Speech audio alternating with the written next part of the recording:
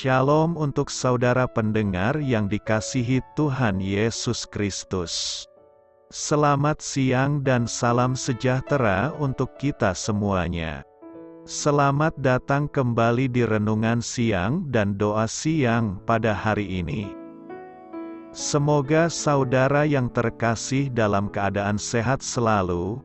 Kiranya damai dan sukacita Roh Kudus melimpah di dalam hati dan pikiran saudara saat ini. Sebelum kita mulai renungan pada siang hari ini, marilah kita bersama-sama berdoa. Bapa di kerajaan sorga, terima kasih atas penyertaan yang Engkau berikan kepada saya atas siang hari yang indah ini. Terima kasih telah memberi saya kesempatan untuk selalu dapat bersyukur atas segala pekerjaan yang aku kerjakan. Maka dari itu, saya mohon sertailah selalu diri ini sepanjang hari ini. Terima kasih atas berkat Tuhan hingga saat ini aku masih bisa merasakan kebaikan Tuhan dan buatlah agar bibirku selalu mengucap syukur kepadamu. Tuhan Yesus Kristus, terima kasih pada saat ini saya masih bisa bekerja. Tuhan, saat ini saya akan memulai pekerjaan saya.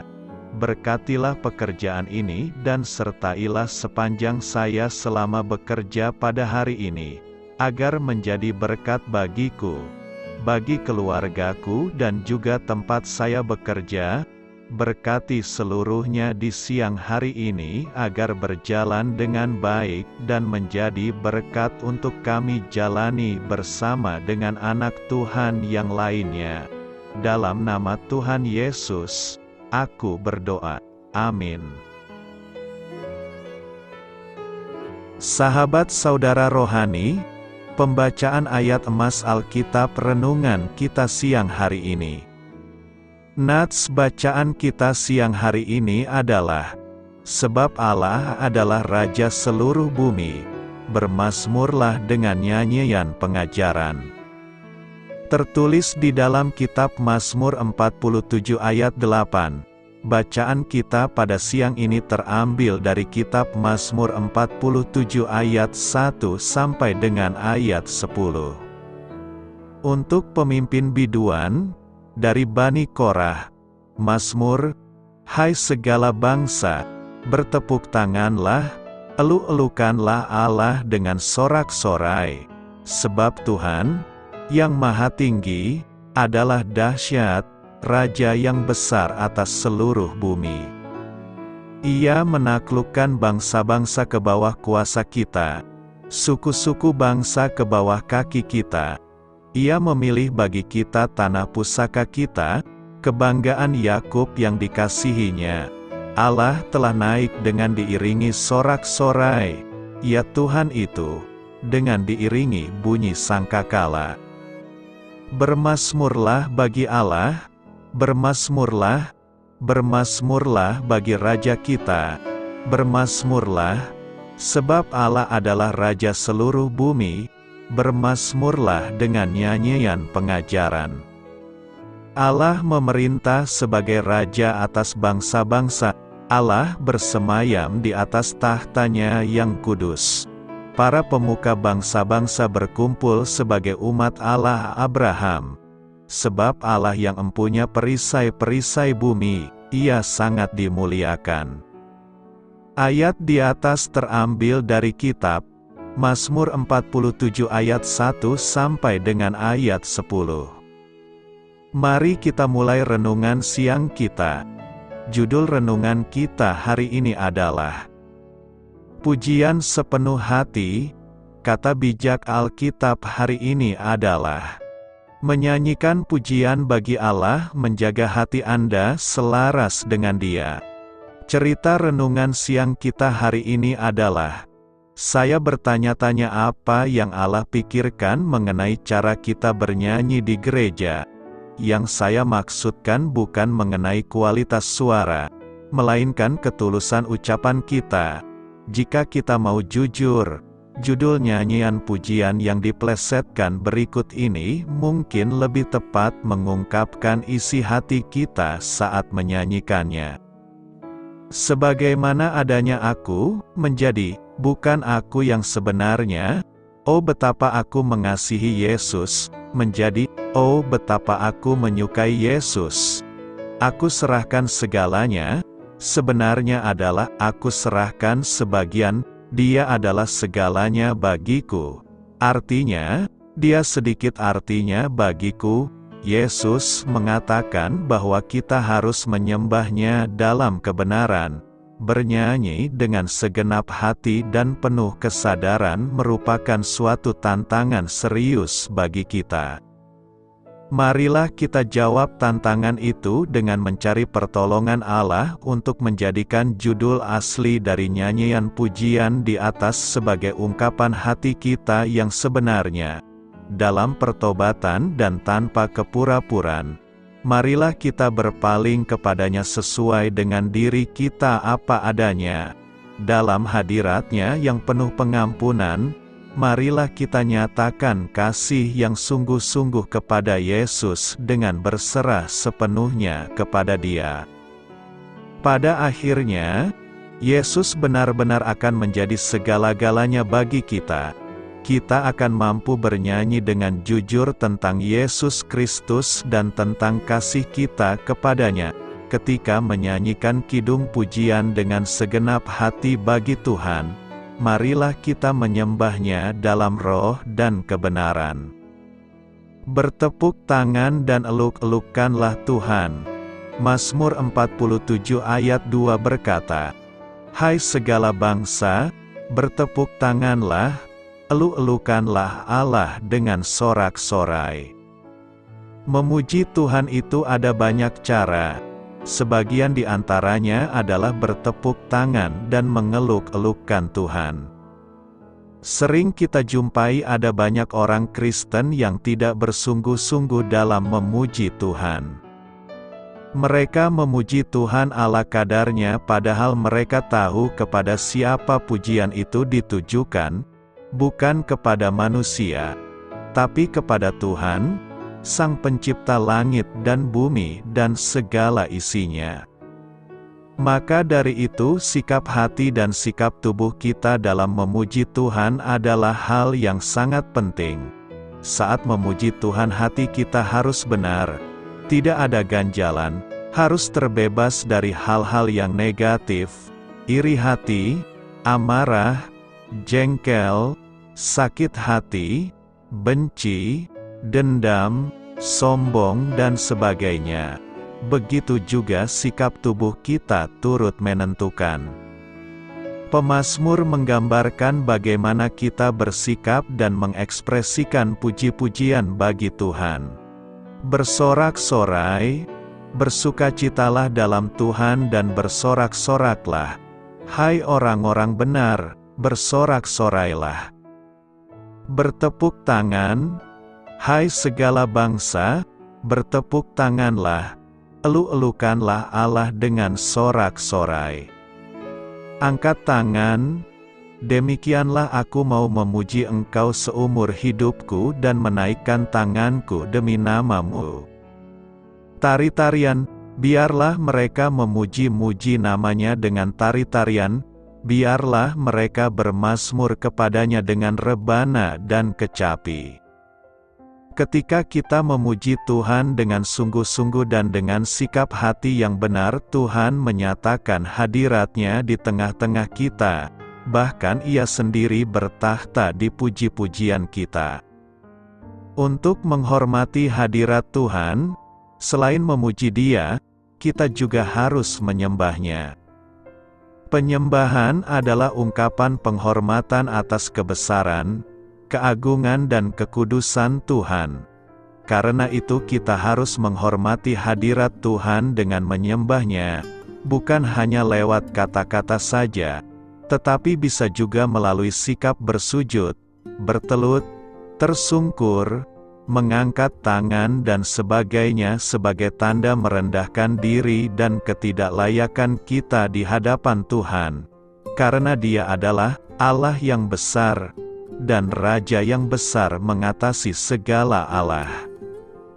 Janganlah memuji dan menyembah Tuhan karena kebiasaan, apalagi jika kita tidak hidup dalam kebenaran. Niscaya Tuhan tidak akan pernah berkenan kepada puji-pujian kita.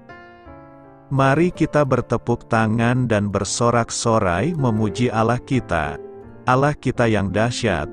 Kunci kerajaan Allah telah diserahkan kepada Yesus.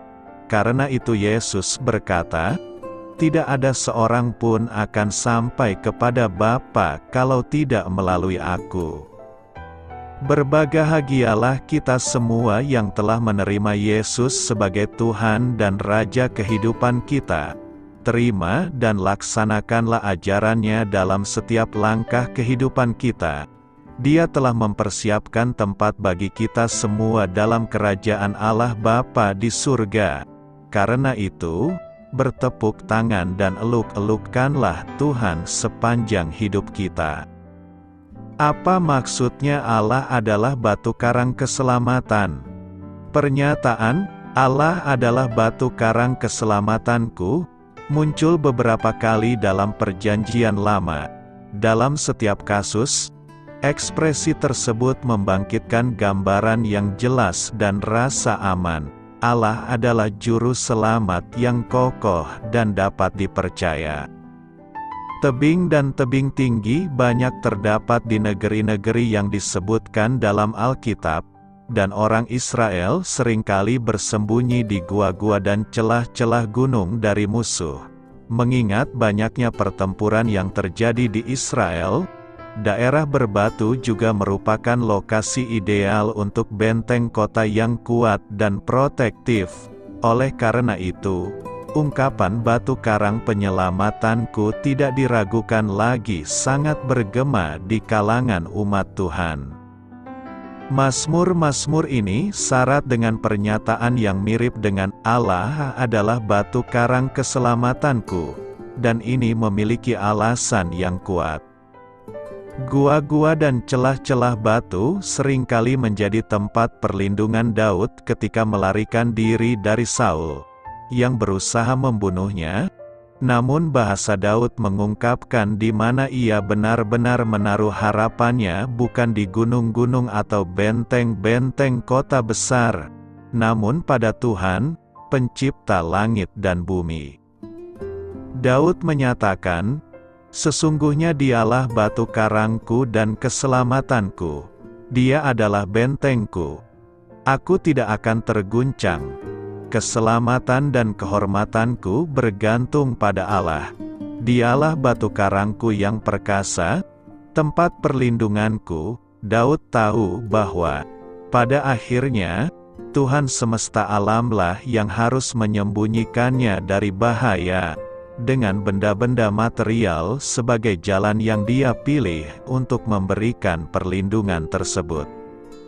Selama masa Perjanjian Lama, pengetahuan spesifik tentang Mesias belum terwujud, sehingga pernyataan, Allah adalah batu karang keselamatanku, bukanlah rujukan terang-terangan pada keselamatan melalui darah Kristus. Jadi apa maksud dari gagasan bahwa Allah adalah batu karang keselamatan dalam konteks Perjanjian Lama? Zondervan Illustrated Bible Dictionary menjelaskan, dalam Perjanjian Lama, keselamatan mengacu pada jenis pembebasan yang dilakukan sehari-hari dan teratur seperti dari musuh, penyakit, dan bahaya, dan pembebasan-pembebasan besar yang secara khusus ditafsirkan sebagai bagian pasti dari keterlibatan Allah yang unik dan khusus dalam sejarah manusia serta wahyu khusus mengenai karakter dan kehendaknya. Penekanan keselamatan dalam Perjanjian Baru sebagian besar bersifat rohani.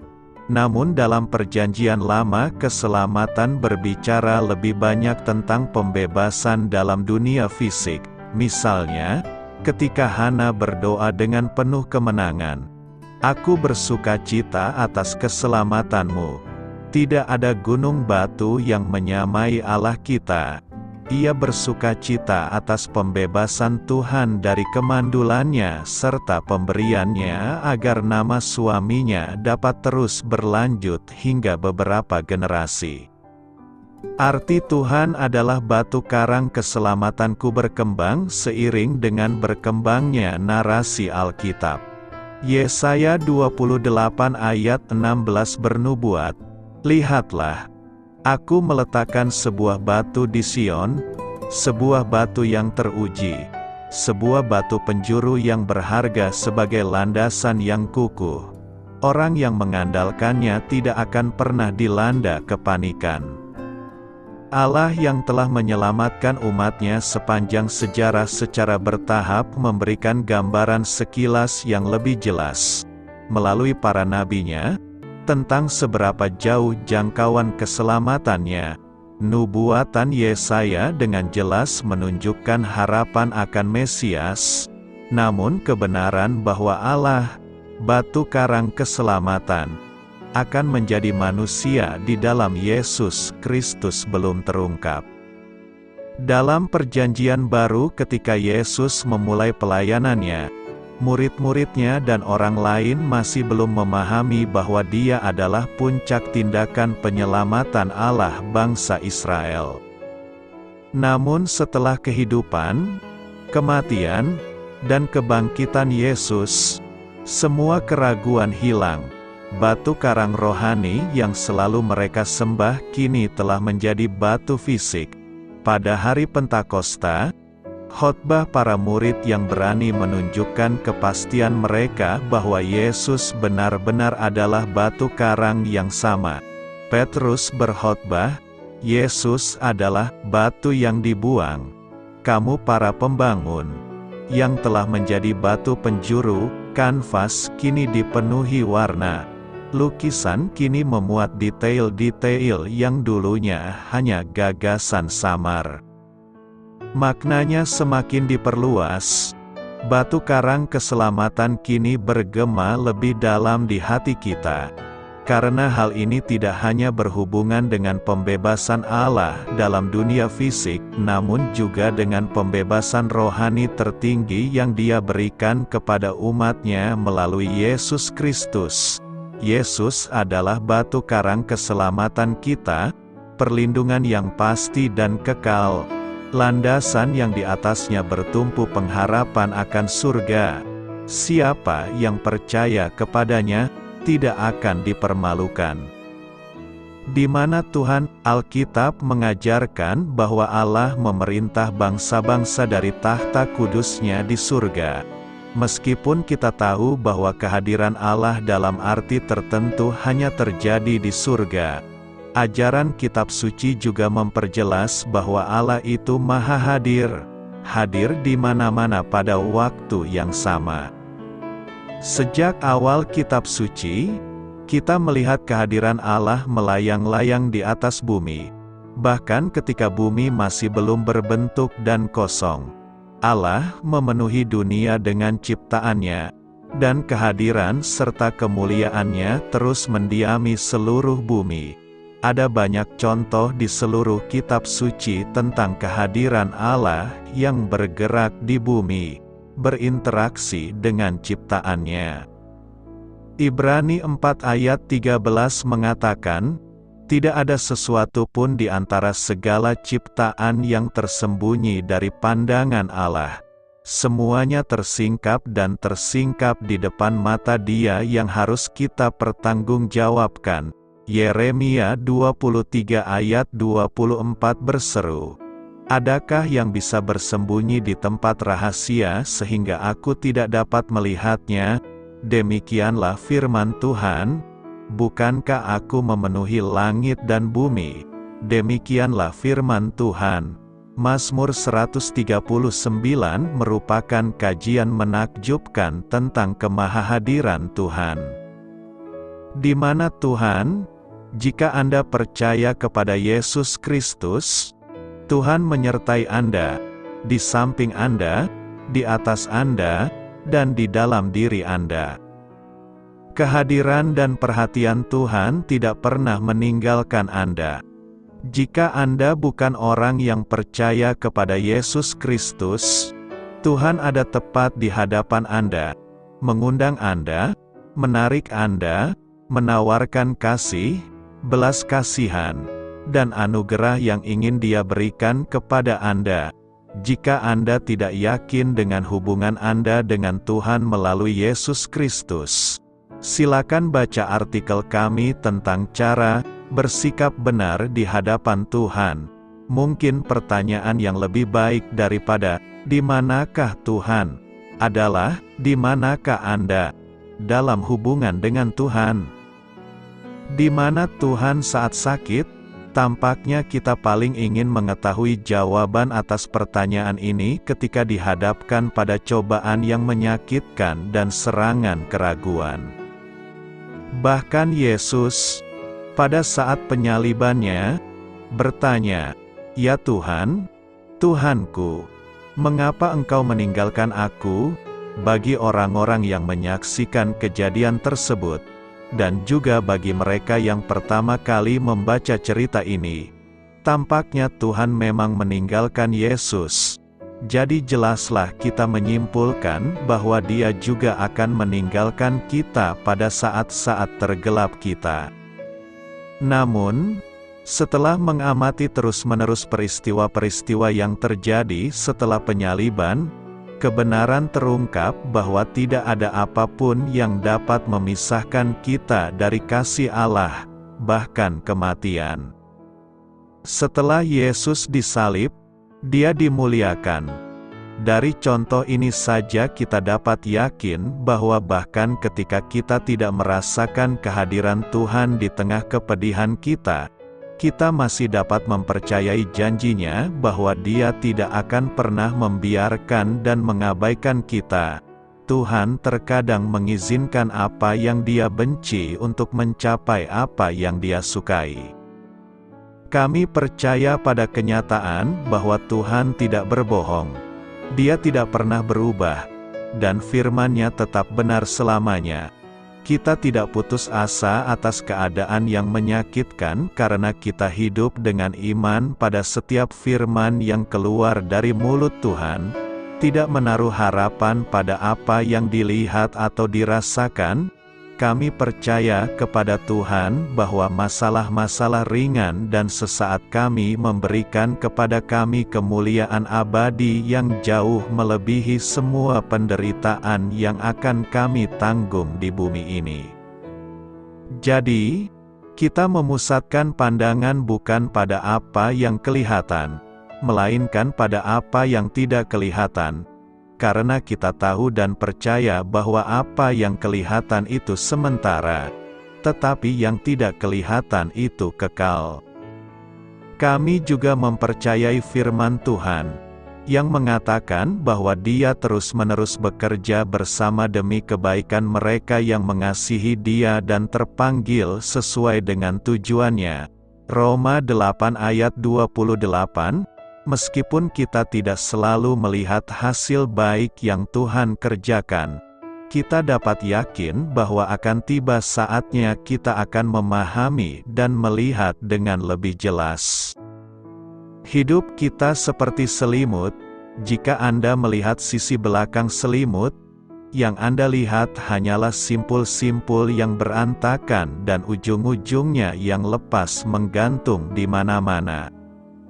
Ini sangat tidak menarik, dan sepertinya tidak ada alasan atau alasan untuk karya tersebut. Namun ketika Anda membalik selimut itu, Anda melihat bagaimana pembuatnya dengan cerdik menganyam setiap helainya untuk membentuk sebuah ciptaan yang indah. Seperti kehidupan orang percaya, kita hidup dengan pemahaman yang terbatas tentang hal-hal tentang Allah. Namun akan tiba saatnya kita akan mengetahui dan memahami segala sesuatu. Di mana Tuhan saat sakit. Pesan yang dapat Anda bawa di masa-masa sulit adalah ketika Anda tidak dapat melihat tangannya, percayalah pada hatinya, dan ketahuilah dengan pasti bahwa Dia tidak meninggalkan Anda. Ketika Anda tampaknya tidak mempunyai kekuatan sendiri, Saat itulah Anda dapat sepenuhnya beristirahat dalam hadirat-Nya dan mengetahui bahwa kekuatan-Nya menjadi sempurna dalam kelemahan Anda. Mazmur manakah yang meramalkan kedatangan Yesus Kristus? Akan saya bahas di lain waktu untuk saudara. Selamat berkarya untuk Tuhan. Selamat memulai karya dalam minggu ini untuk Tuhan. Doa saya menyertai saudara sekalian. Saya memberkati Anda agar sewaktu Anda mencarinya dari Dia, Bapa Surgawi Anda akan memberikan bagi Anda roti harian Anda. Dalam nama Yesus Kristus, Tuhan yang berkuasa atas alam semesta dan menuntun kita kepada iman yang menyelamatkan, Tuhan Yesus menyertai senantiasa. Tuhan memberkati. Amin.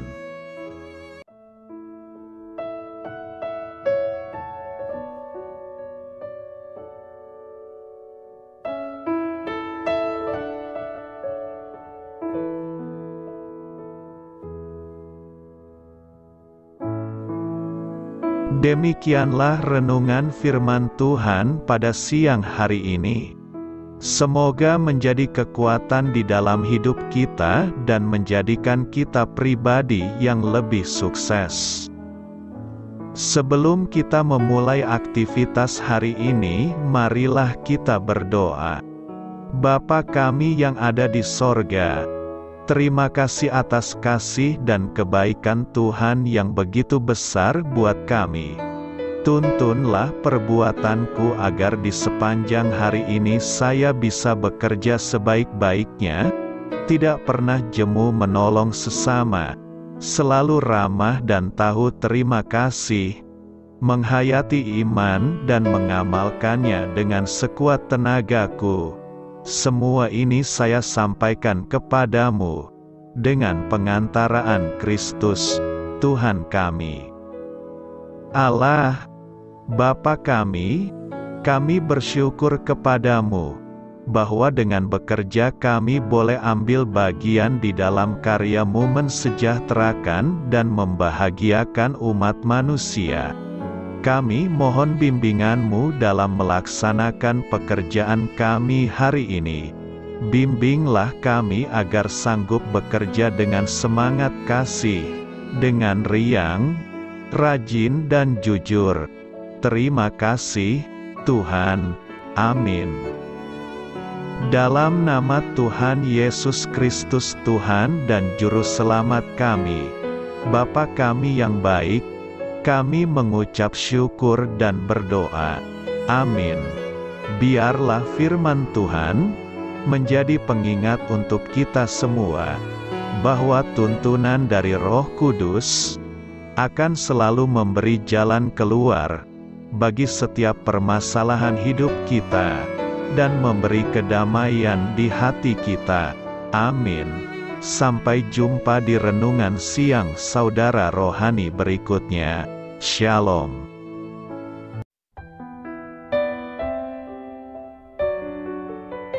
Halo untuk semua pendengar saudara rohani yang terkasih di dalam nama Tuhan Yesus Kristus dimanapun berada. Mari dukung kami, tim redaksi Renungan Harian Saudara Rohani dengan cara memberikan bantuan, kritik dan masukan.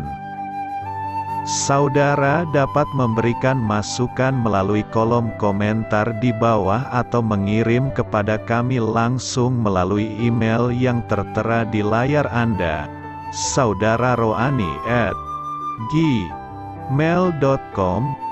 Jika saudara terberkati melalui renungan ini, saudara dapat mendoakan kami dan memberikan bantuan lainnya dengan mengirim email kepada kami. Saya berdoa agar saudara sekalian bahagia dan sehat selalu. Amin.